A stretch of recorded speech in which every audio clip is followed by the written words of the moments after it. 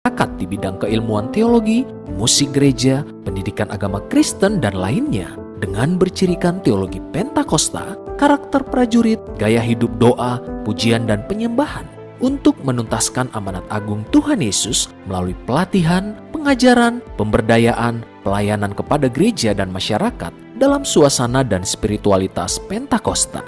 Mengembangkan kerjasama Tridharma perguruan tinggi dengan gereja, institusi pendidikan, masyarakat, dan pemerintah baik di tingkat nasional maupun internasional.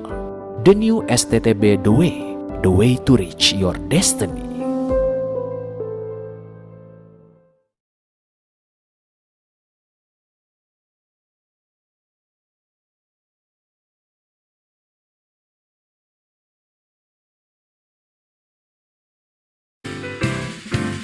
Sekolah Tinggi Teologi Bethel The Way, institusi pendidikan unggul dalam pengembangan doa, pujian, penyembahan. Kami prajuritnya yang gagah perkasa, satu dalam kasih-Nya, kibarkan panji-Nya, berkarya bagi namanya, hidup dalam firman-Nya. Kedisiplinan, keintiman dengan Tuhan, ketaatan, ketekunan, keunggulan, kerendahan hati tertanam dalam diri, satu semangat untuk melayani. Sekolah Tinggi Teologi Bethel The Way menggenapi panggilannya, selesaikan amanat agungnya, beritakan keselamatan. Dimanapun kami berada, siap sedia hidup dipimpin Roh Kudus, dalam firman-Nya jadi saksi bagi dunia, membawa jiwa baginya. Kedisiplinan, keintiman dengan Tuhan, ketaatan, ketekunan, keunggulan, kerendahan hati tertanam dalam diri, satu semangat untuk melayani. STTB The Way to Reach Your Destiny. Shalom Bapak Ibu Saudara dan mahasiswa, rekan-rekan teman-teman semuanya. Puji Tuhan kita boleh bertemu kembali lewat Zoom ini dalam kegiatan diseminasi kita pada hari ini. Baik, pada kegiatan hari ini kita akan dipimpin oleh Bapak Justinus selaku mahasiswa S1 Teologi dengan akan membawakan tema hamartologi, kompromi yang melahirkan dosa. Nah, baik Bapak Ibu Saudara, sebelum kita memulai, saya mau mengingatkan kembali untuk setiap kita bagi yang belum mengaktifkan kamera, untuk segera mengaktifkan kamera.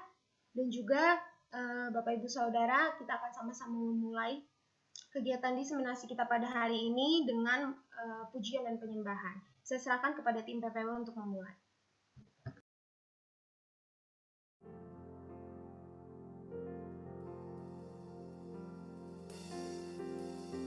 Shalom Bapak dan Ibu Saudara semua, Shalom. Sebelum kita memulai acara kita, mari kita mau menyanyikan sebuah pujian sejauh timur dari barat. Mari sama-sama dan Ibu Saudara, mari kita siapkan hati dan pikiran kita. Mari sama-sama kita katakan. Sejauh timur dari barat, Engkau membuang dosaku. Ingat lagi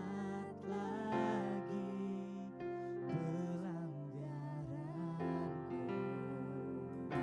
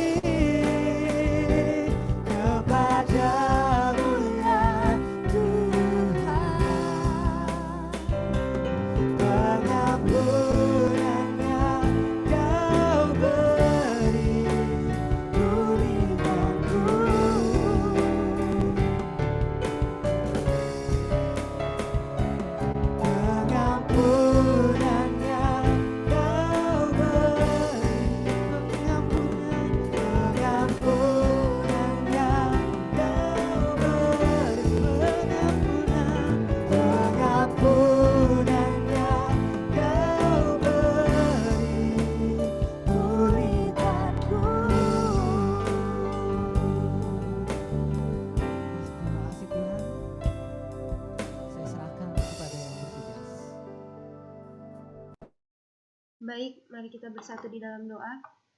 Tuhan Yesus, Bapa yang baik, terima kasih Tuhan pada hari ini Engkau boleh membuka setiap kami lewat ruang Zoom ini lagi.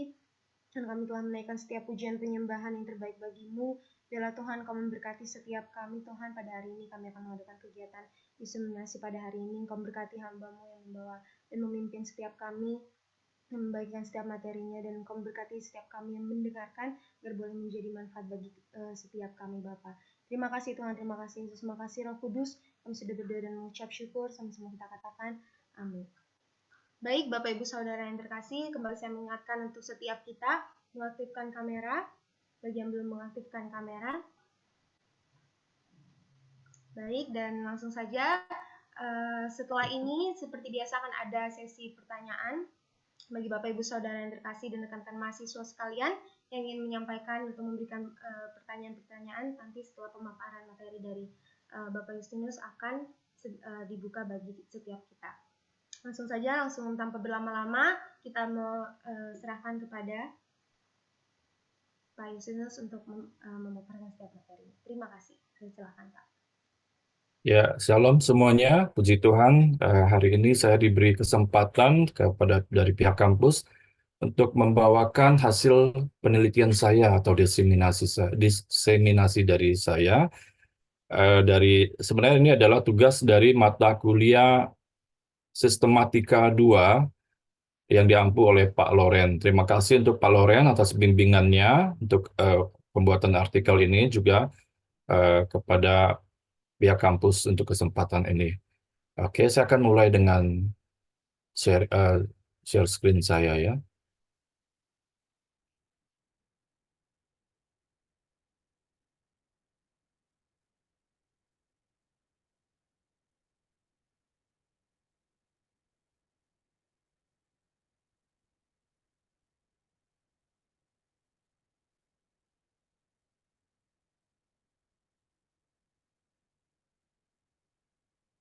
Ya, baik. Tema yang saya ambil adalah hamartologi, kompromi yang melahirkan dosa. Hamartologi adalah ilmu yang mempelajari tentang dosa, namun saya menitik beratkan kepada topik kompromi yang melahirkan dosa. Oke, kita akan bahas sebentar tentang dosa.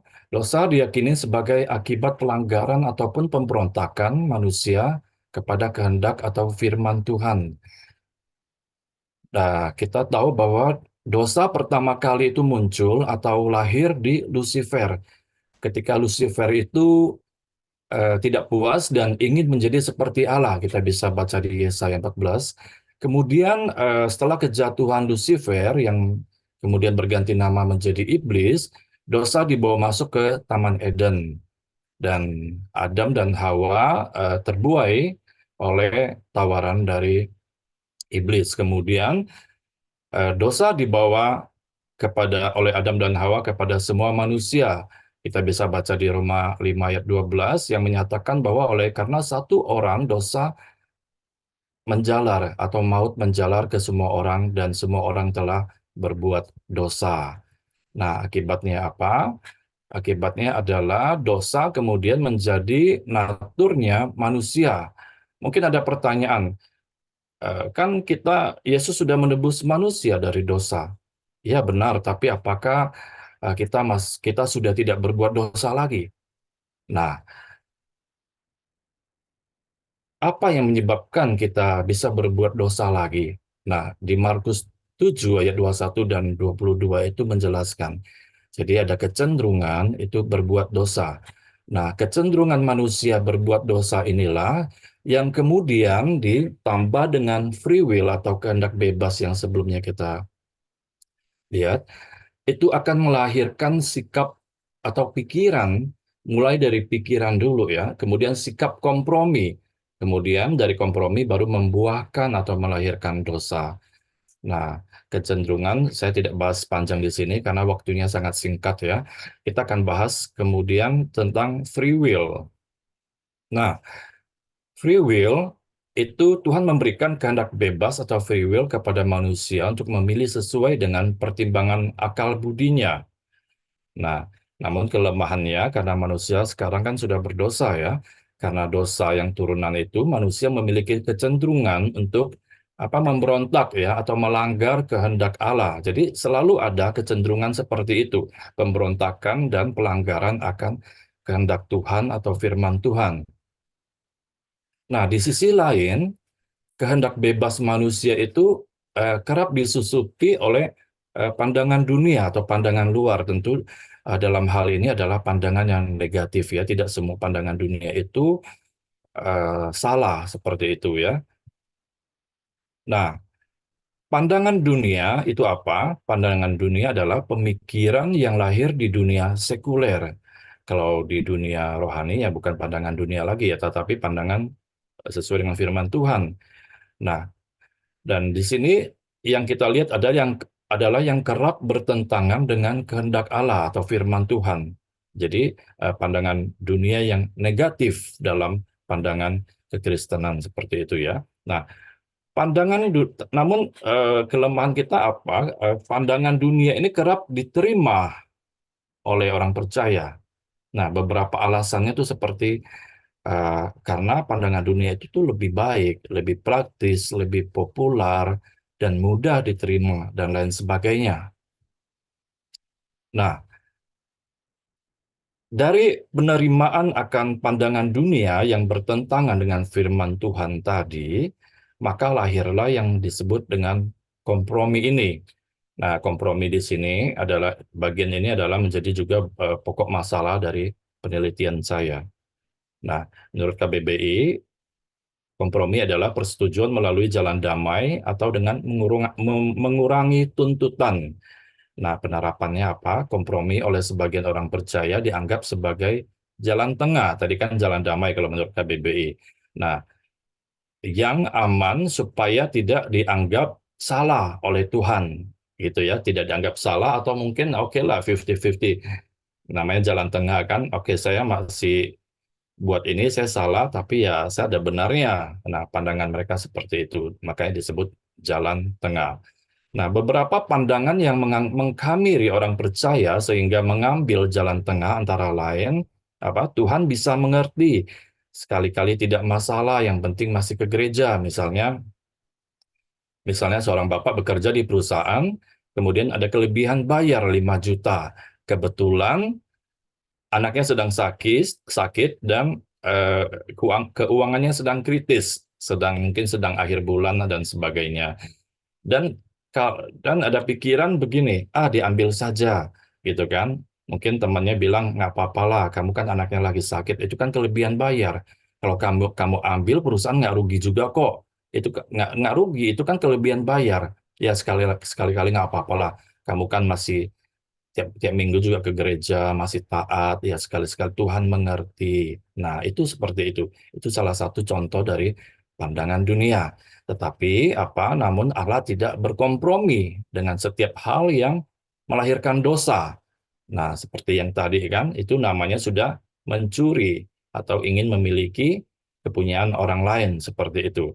Nah, seperti ditegaskan di 1 Petrus 1 ayat 16, Allah adalah kudus karena ia menginginkan manusia juga hidupnya kudus, seperti itu.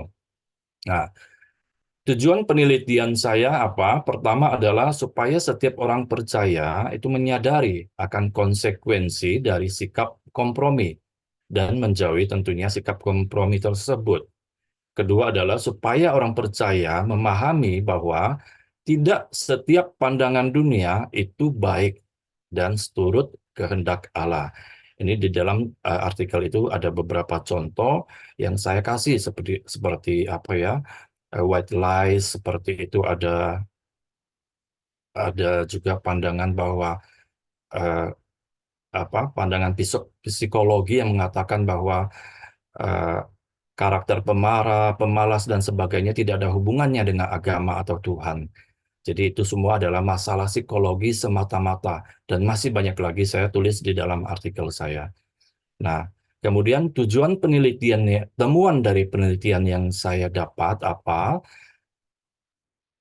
Nah, kompromi yang sering terjadi bisa menimbulkan satu, konflik batin yang menghambat pertumbuhan rohani maupun kesehatan jiwa karena pertentangan. Jadi sering ada pertentangan-pertentangan yang terjadi di dalam batin kita, di dalam pikiran kita. Nah, ini pernah dialami oleh Paulus, pertentangan batin ini dalam melakukan kehendak Allah dan melakukan kehendak dosa. Nah, di Roma 7 ayat 23, temuan ini dikuatkan oleh tulisan Kali Stefanus dan juga tulisan Harold G. Kunik dalam bukunya. Kemudian temuan kedua adalah kepekaan hati nurani yang menumpul. Nah, menumpulnya itu seperti apa? Karena kita lebih sering mendengarkan pikiran atau pandangan dari luar dibandingkan dengan teguran dari Roh Kudus misalnya, atau firman Tuhan, atau dari teman yang memberikan ayat-ayat firman. Nah, lama-lama kepekaan hati nurani akan menumpul. Nah, temuan ini juga dikuatkan oleh tulisan dari James E. Packer dan Junior John F. MacArthur. Kemudian yang ketiga, temuan ketiga adalah kemerosotan iman. Kemerosotan iman ini seperti apa? Ya, karena firman Tuhan itu tidak didengarkan lagi. Lebih kepada condong perkataan orang, pandangan dunia, pandangan luar. Sementara firman Tuhan adalah landasan dari iman orang percaya. Makanya ada kemerosotan di iman orang percaya. Nah, temuan lain adalah ketergantungan kepada orang lain. Ya, karena kita lebih sering mendengarkan perkataan atau pandangan orang lain, mungkin karena dianggap kalau pandangan itu populer, kalau saya ikut, saya akan jadi ikut populer juga. Seperti itu, saya bisa diterima di kalangan itu, di golongan itu, dan sebagainya. Jadi ada ketergantungan kepada orang lain, bukan kepada firman atau kepada kehendak Tuhan lagi. Kemudian kedagingan, ya tentu kedagingan karena kita hanya mengikuti kehendak diri kita sendiri, seperti itu. Kemudian ada dosa yang mendatangkan hukuman. Ada hukuman yang terjadi karena ya kita kompromi yang melahirkan dosa. Dosa mendatangkan hukuman. Kemudian ada hubungan dengan Allah yang menjadi terputus dan sebagainya. Kemudian temuan kedua adalah bahwa tidak semua pandangan dunia bisa diterapkan dalam kehidupan orang percaya. Jadi harus dikonfirmasi dengan kebenaran firman Tuhan seperti itu. Nah, kesimpulan ini saya ambil dari beberapa contoh atau akan pandangan dunia dalam pembahasan di dalam artikel yang saya tulis. Kemudian kesimpulannya, cara pandang dunia yang sering keliru dan bertolak belakang dengan kebenaran firman Tuhan bisa membawa orang percaya kepada pelanggaran dan pemberontakan terhadap hukum Allah melalui sikap kompromi.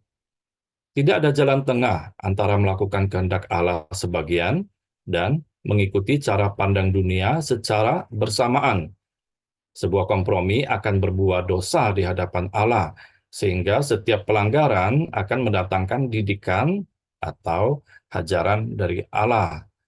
Nah, cara pandang dunia yang menawarkan kepraktisan, kenyamanan, populer, dan lainnya harus diuji kembali dengan firman Tuhan.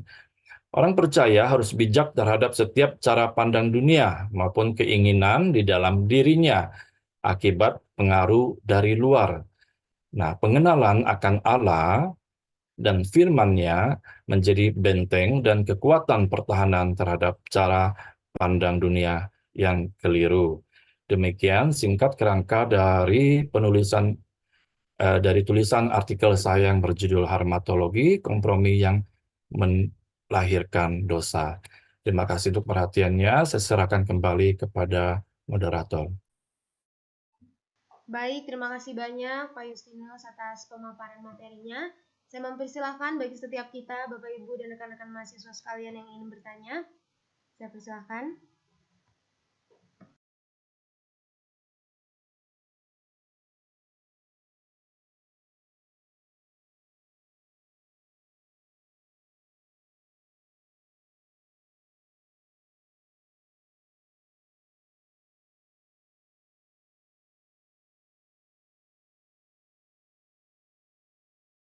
Oke, Shalom. Sepertinya belum ada yang mau bertanya ya. Jadi saya saja yang bertanya. Sebenarnya sebelum ini dipresentasikan, saya sudah obrak-abrik tulisannya beliau. Jadi saya sudah cukup banyak sebenarnya mengubah ininya beliau, memberikan masukan-masukan. Nah, banyak yang bertentangan, saya lihat. Jadi mungkin saya ingin bertanya ini tentang dosa ya, tentang dosa, hamartologi, kompromi yang melahirkan dosa. Ya, yang menjadi pertanyaan saya adalah dalam kehidupan kita ini kan secara umum sebelum kita percaya kepada Tuhan Yesus yang mengubahkan pola pikir kita, kita kan sudah dipaparkan atau diberikan pandangan dunia pada kita terlebih dahulu. Baru berjalannya waktu kita ketemu dengan pengajaran dari kekristenan, kita ketemu dengan Kristus dan pemikiran kita diubahkan. Ya, mungkin di sini kita semua pasti agak kesusahan juga ya untuk bisa keluar dari kompromi dosa ini. Nah, menurut Bapak nih ya, seperti halnya ya, mungkin saya ambil contoh di luar negeri, ada orang-orang yang mengatakan bahwa seorang anak SMP atau SMA kalau masih virgin itu aneh menurut pandangan mereka. Sehingga tadi Pak Justinus juga singgung bahwa ya supaya saya bisa tren, bisa terkenal, saya pun harus melakukan itu karena pandangan dunia berkata seperti ini. Nah, ini kan berarti dia sudah melakukan, dia sudah kompromi dengan dosa-dosa itu. Dan sementara berjalannya waktu, dia bertobat kepada Tuhan, bagaimana dengan itu? Apakah itu masih termasuk nanti satu kompromi dengan dosa apa tidak? Ya, maaf. Jadi setelah dia bertobat, dari kelakuannya dia bahwa virgin itu kalau masih SMP SMA itu aneh gitu ya, apalagi masuk kuliah itu aneh. Dan dia ternyata sudah melakukan hubungan intim dan berjalannya waktu dia bertobat, apakah itu termasuk juga nantinya sebagai dan tidak melakukan lagi ya, dan tidak pernah melakukan lagi. Apakah itu nanti termasuk juga sebagai kompromi dengan dosa? Terima kasih, Pak Justinus. Iya, Pak dosen, terima kasih untuk pertanyaannya. Oke, saya akan menjawab begini. Di dalam setiap budaya, setiap bangsa, negara itu punya moral etika yang berbeda-beda, termasuk dalam pandangan tentang berzina. Saya pernah ke suatu negara di Eropa di mana film dewasa itu bisa ditayangkan di jam 10, jam 11 malam mereka sudah tayangkan bebas, dan di dalam pinggir-pinggir jalan orang menjual majalah, itu terpampang majalah-majalah yang X3 seperti itu. Dan bagi mereka itu biasa seperti itu. Jadi moral etika itu, moral agama, moral etika, moral sosial itu bergantung kepada setiap bangsa dan negara, background-nya masing-masing berbeda, termasuk Indonesia. Namun moral kekristenan yang berpatokan kepada firman Tuhan itu tidak berubah dimanapun. Kalau kita berzina di Eropa, di Paris, dikatakan kalau sudah umur 18 sudah oke, tetapi kalau menurut pandangan firman Tuhan, kamu belum menjadi satu antara pria dan wanita, belum terikat di dalam janji perkawinan, itu adalah berzina alias dosa. Seperti itu. Nah, kalau terkait dengan kompromi, mungkin tadi ada singgung dengan ini ya, bagaimana pikirannya ya. Kalau pikiran itu ya harus ada, saya tuliskan menjadi di kesimpulan itu ada dikatakan bahwa firman Tuhan itu adalah benteng bagi orang percaya untuk terhindar dari konsep atau pandangan dunia yang keliru. Jadi Paulus menegaskan lagi bahwa akal budi kita ini walaupun sudah bertobat itu gimana? Apa mungkin masih terngiang pingin seperti itu, akan berkompromi lagi dengan pandangan dunia yang mungkin masih berlaku di negara yang saya tinggal ini, misalnya di Paris, masih berlaku gitu kan. Nah, Paulus menegaskan bahwa kita perlu apa? Pembaharuan akal budi dengan firman Tuhan yang terus-menerus. Jadi firman Tuhan sekali lagi menjadi benteng kekuatan pertahanan bagi orang percaya terhadap serangan pandangan dunia yang keliru seperti itu. Dan kalau dia tidak melakukannya lagi, artinya dia tidak berkompromi seperti itu. Oke, sorry terbias dengan pertanyaan yang muncul di ini. Apakah menjawab Pak Lorenz? Ya, oke. Terima kasih. Terima kasih. Puji Tuhan. Baik, mungkin selanjutnya saya persilakan. Selanjutnya ini ada pertanyaan dari Ibu Kim di chat. Bisa saya bacakan, Glory? Mungkin nggak, Pak, selama hidup di dunia ini, kita tidak satu kali pun kompromi dengan dosa. Saya tidak bisa menjawab seperti itu ya, tapi secara pribadi saya menilainya itu tidak mungkin. Karena seperti tadi saya katakan bahwa kita harus ada pembaharuan akal budi itu sebuah proses. Pertumbuhan itu sebuah proses, ya kan? Penyempurnaan itu sebuah proses. Jadi di dalam proses itu bisa jadi dengan adanya kecenderungan yang tadi saya bahas, adanya free will yang saya bahas, itu bisa melahirkan kompromi. Nah, kadang-kadang sangat simple seperti itu. Misalnya ada white lies.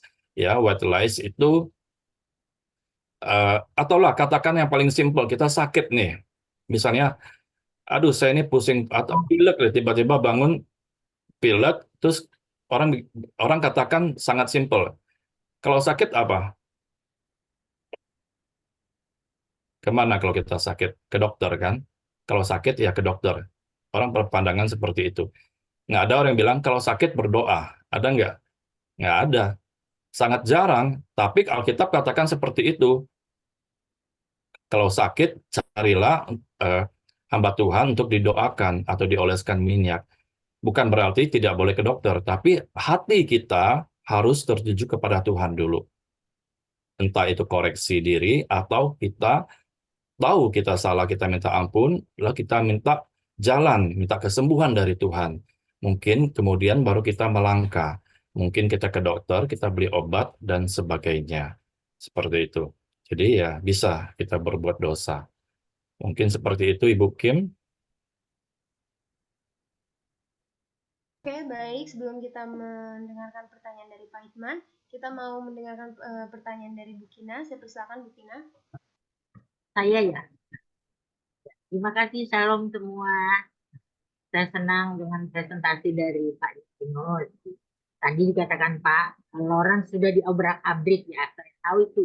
Kalau obrak-abrik pasti metodologinya. Tapi kalau saya lihat isinya itu sudah bagus ya. Dan saya walaupun kita orang Kristen kan tidak selamanya mengetahui secara detail dosa itu gimana ya. Sehingga saya itu mau bertanya Pak Justinus ya. di dalam kehidupan sehari-hari kan kita sering berbohong, tapi untuk kebaikan gitu ya. Di paparan tadi saya belum lihat itu gimana itu, belum ada kategori dosa putih dan dosa hitam ya. Termasuk berbohong dengan kebaikan itu. Gimana itu Pak? Boleh dijelasin? Terima kasih. Iya, boleh Bu. Kina, sangat boleh Bu. Iya, tadi eh, banyak contoh yang saya tulis di dalam artikel saya. Memang tidak bisa saya paparkan semua ya dalam kerangka yang waktu yang terbatas. Ada white lies itu intinya kita dan ingat tentang hukum 10 perintah Allah. Bahwa kalau kita bohong atau bersaksi dusta itu adalah sebuah dosa. Itu saya katakan sekali lagi bahwa patokan landasan berpikir orang percaya adalah firman Tuhan, bukan pada konsep pandang secara dunia. White lies eh, yang mengatakan bahwa tidak apa-apa melakukan berbohong asal itu untuk kebaikan bersama. Seperti itu. Jadi itu keliru, white lies itu keliru seperti itu. Ada penelitian yang saya tulis, saya kutip di dalam tulisan saya bahwa white lies paling besar di Amerika adalah dalam mendidik anak adalah orang tua itu berbohong kepada anak. Ini survei paling tinggi ya nomor 1. Ketika anak itu bermain remote car, dia main terus remote car-nya itu kan mobil yang dipakai remote. Nah, tanpa berhenti, orang tuanya kesal, kemudian baterainya dicopot. Terus kemudian dikatakan bahwa mobilnya rusak, mainannya rusak. Nah, itu berbohong. Nah, harusnya dengan cara didikan yang sesuai dengan firman Tuhan, berbeda. Bukan dengan cara berbohong. Berbohong, berdusta, gimana pun itu tetap namanya bersaksi dusta. Nah, kita patokan, kalau dosa itu kan ada dosa kecil, dosa besar. Dosa is dosa. Seperti itu Bu Kinayati. Apakah menjawab Bu? Ya, terima kasih. Makasih. Pak Hikman, silakan Pak Hikman. Ya, baik. Terima kasih Pak Justinus, terima kasih Glory. Saya sudah membaca baru judulnya sih Pak. Tadi saya dengar sepintas, tapi karena terlalu pendek, jadi saya tidak dapat merangkum apa yang Bapak sampaikan. Cuma dari judulnya saya jadi bertanya-tanya. Kompromi yang apa tadi melahirkan dosa ya. Eh, Pertanyaan saya pertama, sebetulnya penelitian ini ya ditujukan untuk jangkauan area mana sih? Ya.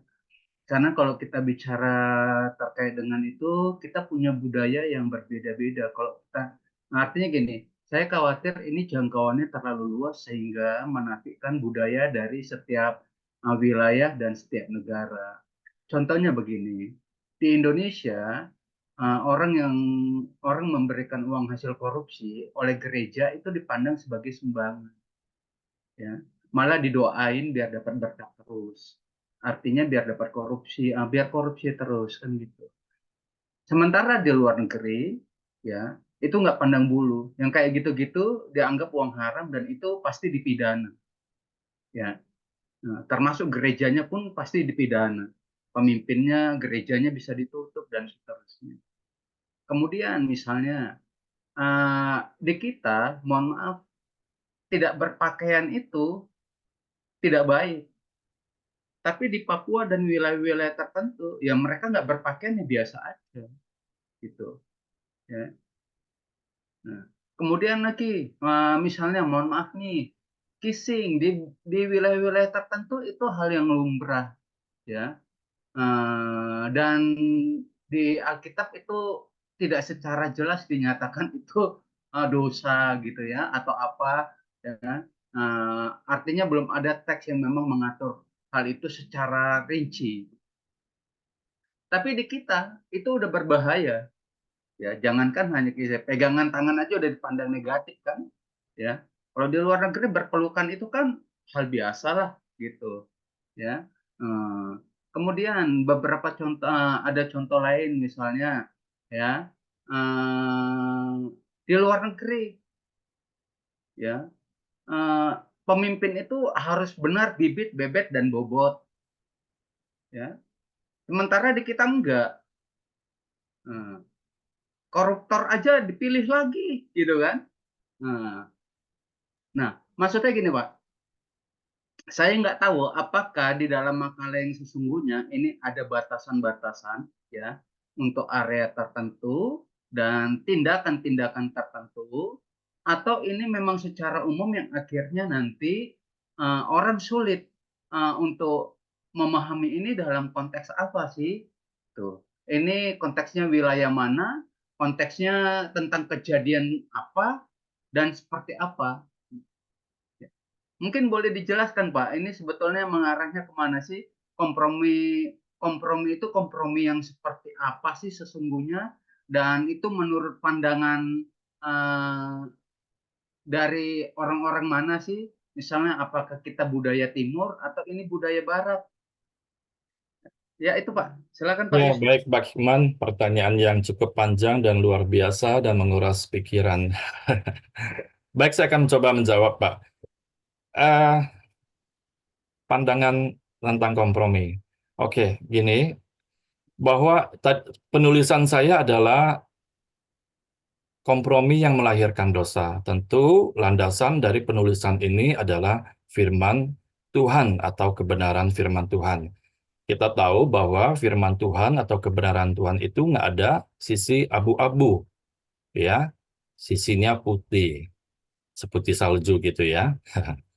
Jadi nggak ada hitam atau abu-abu atau memilah-milah seperti ini. Berlaku ayat ini untuk Amerika, berlaku ayat ini untuk Paris, ayat ini untuk orang Bali, atau ayat ini untuk orang Papua. Tidak. Jadi tema saya boleh dikatakan memang general untuk orang percaya semuanya. Karena semua orang percaya bisa jatuh dalam dosa, semua orang percaya bisa berkompromi seperti itu.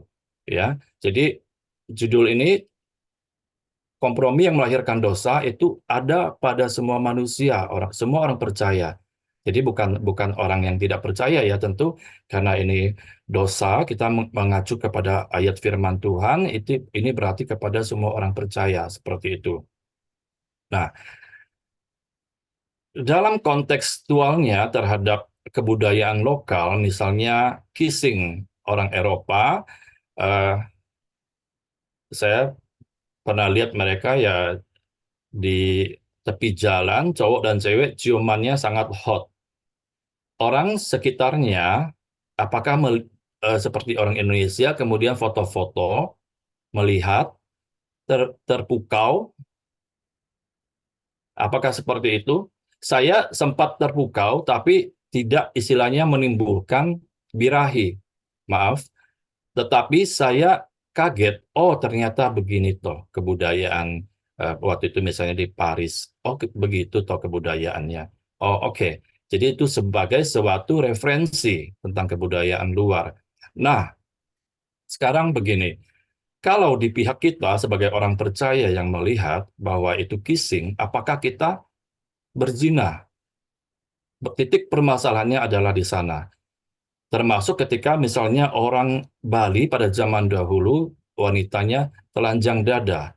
Nah, apakah pria-pria Bali pada zaman itu juga eh, terangsang dan sebagainya ketika eh, ibu-ibu di Bali itu berjualan di pasar? Tentu tidak, ya kan? Karena itu udah sebuah common, sebuah kebiasaan, sebuah nature-nya orang Bali pada zaman dulu seperti itu. Ya, tetapi kalau kita melihat itu kalau kita muncul perzinahan di dalam pikiran atau hati kita, nah, ya kita tahu harus bersikap seperti apa. Jangan kompromi. Ya kalau Bali sekarang misalnya semua orang begitu ya kita jangan ke Bali misalnya seperti itu. Itu sikap apa ya harus berhikmat seperti itu. Jadi eh, apakah itu menjawab Pak Hikman? Malah menimbulkan pertanyaan baru, Pak. Bagi saya, karena saya menangkapnya begini. Artinya patokan kita adalah firman Tuhan. Kalau kita tidak mengikuti firman Tuhan, baik PL maupun PB, itu artinya kita kompromi. Kan kira-kira begitu ya. Hmm. Nah, eh, apa eh, ada hal-hal baru misalnya ya yang dahulu nggak tercatat atau mungkin tidak diungkapkan secara gamblang ya. Nah, kemudian muncul di dunia kita sekarang, Pak. Ya. Nah, jadi misalnya tuh kayak orang-orang bilang tuh ngerokok dosa, lalu ada orang yang bilang mana ayatnya kan gitu, ya Pak ya. Nah, tadi saya menangkap kita kan berpegangan pada firman. Jadi kalau hal-hal seperti itu, apakah itu masuk kategori kompromi atau bagaimana, Pak? Kan banyak hal lagi yang contoh-contoh lain bisa ya, gitu. Benar, benar Pak Hikman. Tulisan ini, tulisan saya ditujukan buat orang percaya. Itu patokan pertamanya. Kedua, kalau buat orang bukan orang percaya, dia mau merokok berdosa atau enggak, itu kita tidak bisa masuk area mereka seperti itu. Itu pertama. Kedua, bahwa saya katakan bahwa kompromi yang melahirkan dosa adalah kompromi yang menurut pandangan dunia itu salah kalau diterapkan ke dalam firman Tuhan, termasuk merokok atau apapun yang kalau itu melahirkan dosa, intinya seperti itu. Kalau tidak melahirkan dosa, ya itu bukan kompromi tentunya ya. Misalnya pandangan dunia bahwa ya kalau mau usaha misalnya orang Cina harus bangun pagi, nah itu bagus seperti itu. Tetapi tentu ya kita harus lihat lagi seperti apa bangun pagi. Kita harus mulai kalau orang percaya harus dengan berdoa dulu saat teduh dulu seperti itu. Kalau merokok itu, nah intinya gini, etika moral yang tadi saya sudah katakan di awal pertanyaan pertama bahwa etika moral itu berbeda-beda dalam setiap budaya, bangsa, dalam setiap pandangan seperti itu.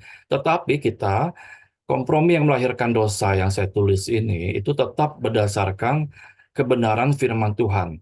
Apakah itu merusak bait Allah? Apakah itu menimbulkan pikiran yang zina dalam hati atau pikiran kita dan seterusnya? Nah, apakah itu menimbulkan dosa? Nah, kalau tidak menimbulkan dosa ya namanya bukan kompromi. Kalau kompromi artinya dia ngambil jalan tengah seperti itu. Jalan tengah, dia tetap melakukan kehendak Allah, kemudian dia juga melakukan dosa, intinya gitu. Kompromi itu jalan tengah, seperti itu. Jadi dia tetap orang percaya, dia ke gereja, dia berdoa, tetap dia terus misalnya merokok seperti itu. Lebih kurang seperti itu. Mungkin Iya. gimana? Oke, berarti kalau kita kompromi nggak melahirkan dosa boleh ya, Pak ya? Boleh. Tidak semua kompromi itu berdosa. Jadi saya tegaskan adalah kompromi yang melahirkan dosa. Nah, misalnya kita kompromi dengan eh, anak kita misalnya, kita mau meeting misalnya jam 11 dengan klien. Terus anak kita minta diantarin, ya kan? Diantarin. Kita sebenarnya harus tepatin janji dengan eh, ucapan kita kan harus dipegang sebagai orang percaya, ya kan? Kita sudah tepatin janji jam 11. Nah, kita bisa nego. Pak, kebetulan anak saya gini, nggak ada yang supirnya sakit, nggak bisa nganterin. Boleh nggak, Pak, meetingnya kita mundur 1 jam? Nah, kalau dia izinkan ya itu tidak terjadi kesalahan seperti itu. Tapi ya itu bisa dibilang kompromi ya. Kompromi, dia tidak awalnya dia tidak menepati janji yang sebenarnya yang sudah disepakati bersama seperti itu. Oke, Pak. Satu lagi terakhir, Pak. Jadi kalau misalnya mahasiswa minta tugasnya dimundurin, Pak, itu kompromi, Pak. Itu dosa nggak, Pak? Itu nyinggung saya apa nyinggung siapa nih, Pak? Nyinggung Pak Budi. Ya itu enggak dong, Pak. Kalau nggak bikin ya baru dosa. Kalau dosennya dengan murah hati, ya bolehlah mundur sebulan atau setahun misalnya, gitu kan? Ya itu nggak dosa, ya kan? Itu bukan kompromi. Ya kompromi itu nyontek misalnya. Dia udah tahu nggak boleh, tapi dia mau nilai bagus, biar nggak apa namanya, nggak hair ya istilahnya ya. Nah, dia nyontek dikit nggak apa-apa lah. Saya kan lagi sibuk pelayanan nih, lagi full nih gitu. Pasti Tuhan ngerti lah sebenarnya. Dikit-dikit aja nyonteknya gitu kan, nggak apa-apa. Nah, itu kompromi seperti itu. Baik, Pak. Sebagai penutup saja, Pak, saya untuk semuanya juga ya, saya menilai sih ini sudah bagus. Paling tidak Bapak sudah punya keberanian untuk menyatakan isi teologi apa yang Bapak dapat dari kelas, kan seperti itu. Namun karena ini topiknya terlalu luas ya, mungkin bisa diarahkan untuk lebih spesifik aja ke satu bidang tertentu ya, agar nanti tidak melebar kemana-mana. Karena nanti misalnya tulisan Bapak dibaca orang Amerika kan dia bisa ngamuk-ngamuk juga ya Pak, malah jadi perdebatan yang tidak ada habis-habisnya. Ya itu aja sih dari saya Pak. Mungkin ke depannya juga kita bisa fokus aja ke satu bidang saja sehingga kita tidak melebar kemana-mana. Bisa nambah ya Pak? Boleh, Kalau silakan Bu Kina. jadi nanti kali lain bukan keterbatasan penelitian. Jadi kita nggak mana keterbatasan penelitian ini hanya dibatasi pada bla bla bla bla. Jadi tidak akan lebar. Tapi kita harus ngomong. Jadi Pak Ikman tidak akan bilang lebar kemana-mana gitu. Ya. Jadi kita pakai keterbatasan. Iya, saya coba mempertahankan penelitian saya ya. Begini, jadi memang saya ada secara membahas secara detail seperti itu, saya tahu misalnya ke arah mana. Cuman ini saya membahas secara generalnya dulu seperti itu yang bisa berlaku untuk setiap orang percaya. Jadi yang orang percaya harus tetap memegang firman Tuhan terhadap cara pandang dunia seperti itu. Begitu. Saya kembalikan ke moderator. Oke. Baik, puji nama Tuhan. Baik, puji nama Tuhan. Bapak Ibu, mengingat waktu yang ada, kita mengakhiri untuk kegiatan diseminasi kita pada hari ini. Sebelumnya saya mengucapkan terima kasih banyak pada Pak Justinus yang telah memaparkan setiap materinya. Dan bagi Bapak Ibu Saudara yang belum berkesempatan untuk memberikan pertanyaan, mungkin di lain waktu untuk bisa memberikan pertanyaannya. Baik, terima kasih. Mari Bapak Ibu Saudara yang terkasih, kita mau bersama-sama menutup dalam doa. Tuhan Yesus Bapa yang baik, terima kasih Tuhan, kami sudah menyelesaikan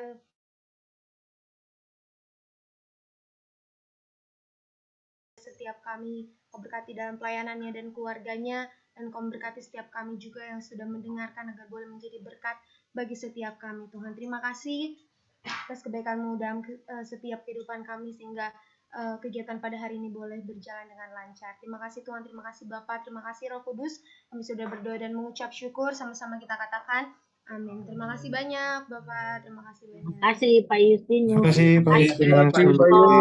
Bu Kina, Pak Hikman, Luar biasa. yang bertanya. Mantap. Kasih Semangat. Kasih Pak Justinus, Tuhan berkati. Makasih Glory. Makasih Glory, memberkati Bapak Ibu. Sama.